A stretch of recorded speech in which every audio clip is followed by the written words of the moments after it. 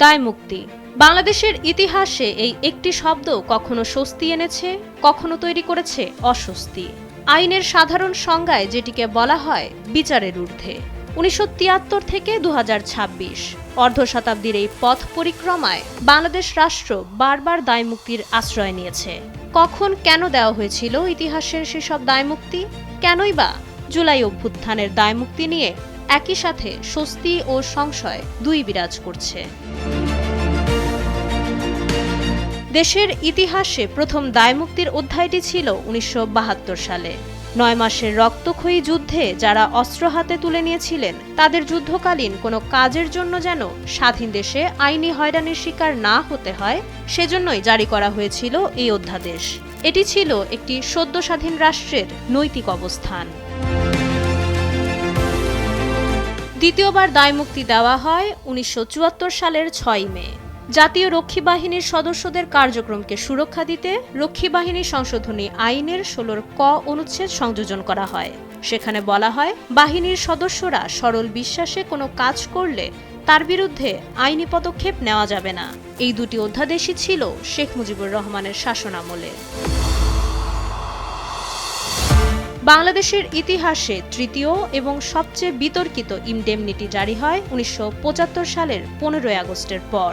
রাষ্ট্রপতি খন্দকার মোশতাক আহমেদ শেখ মুজিবুর রহমান হত্যাকাণ্ডের বিচার ঠেকাতে ২৬ সেপ্টেম্বর এই অধ্যাদেশ জারি করেন। পরবর্তীতে ১৯৭৯ সালে এটি সংসদে অনুমোদিত হয়ে সংবিধানে অন্তর্ভুক্ত হয়।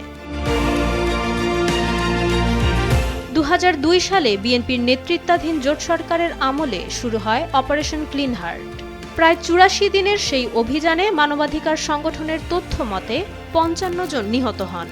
সেই অভিযানের সদস্যদের সুরক্ষা দিতেও জারি করা হয়েছিল ইনডেমনিটি অধ্যাদেশ। এরপর ২০০৯ সালে আওয়ামী লীগ সরকার দ্রুত বিদ্যুৎ জ্বালানি সরবরাহ আইনের মাধ্যমে টেন্ডার ছাড়া প্রকল্প অনুমোদন এবং সংশ্লিষ্টদের দায়মুক্তি প্রদান করে। দায়মুক্তির সর্বশেষ ঘটনাটি ঘটতে যাচ্ছে হাল আমলে। ২০২৪ সালের ৮ আগস্ট পর্যন্ত বৈষম্য বিরোধী ছাত্র আন্দোলনের সঙ্গে সম্পৃক্তদের কর্মকাণ্ডকে এক ধরনের দায়মুক্তি দেওয়া হচ্ছে। এটি নিয়ে তৈরি হয়েছে মিশ্র প্রতিক্রিয়া। আন্দোলনকারীদের পক্ষ থেকে বলা হচ্ছে, মেট্রো স্টেশনে আগুন বা থানা ভাঙচুরের মতো মব ভায়োলেন্সের দায় তারা নেবে না। অন্যদিকে ক্ষমতাচ্যুত পক্ষ বলছে, আন্দোলনের ফলেই এসব সংঘাত ও পুলিশ হত্যার ঘটনা ঘটেছে, ফলে তারা এই দায়মুক্তি মেনে নেবে না। সংবিধানের ৪৬ অনুচ্ছেদ অনুযায়ী দায়মুক্তির সুযোগ থাকলেও এটি ভবিষ্যতে কোনো ভুল নজির তৈরি করছে কিনা তা নিয়ে আইনজীবীদের মধ্যেও রয়েছে মতভেদ। সমালোচকরা বলছেন, দায়মুক্তির সংস্কৃতি বারবার ফিরে এলে আইনের শাসনের প্রতি মানুষের আস্থা কমে যাওয়ার ঝুঁকি থাকে। জুলাইয়ের দায়মুক্তি একদিকে যেমন হাজারো তরুণের আইনি হয়রানি থামাবে, অন্যদিকে তৈরি করবে আইনি ধোঁয়াশা। রাষ্ট্র যখন নির্দিষ্ট গোষ্ঠীকে বিচারের ঊর্ধ্বে রাখে, তখন আইনের চোখে সবাই সমান এই আপ্তবাক্যটি কতটুকু কার্যকর থাকে, এমনটাই প্রশ্ন বিশ্লেষকদের।